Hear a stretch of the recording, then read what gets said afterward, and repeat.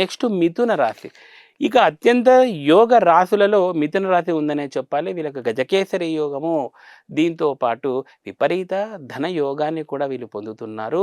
గృహ తర్వాత వాహనాలు ఇవన్నీ కూడా వీళ్ళకు వస్తాయి. కొంతమంది ల్యాండ్లు కొనుక్కోగలుగుతారు. విదేశాలతో వ్యాపారం చేయగలుగుతారు.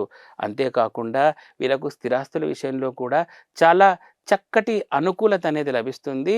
అన్నదమ్ముల ఆదరణ అనేది కొంచెం సరిగ్గా లేనప్పటికీ కానీ వీళ్ళు చాలా ముందంజలో ఉండే అవకాశాలు ఎక్కువగా ఉంటాయి.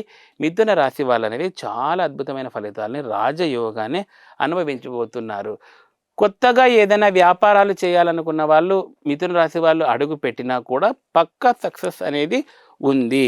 తర్వాత మిథున రాశి పరంగా వీళ్ళు ఆరాధించవలసిన తాంత్రిక దేవత శ్మశానకాళి దేవత.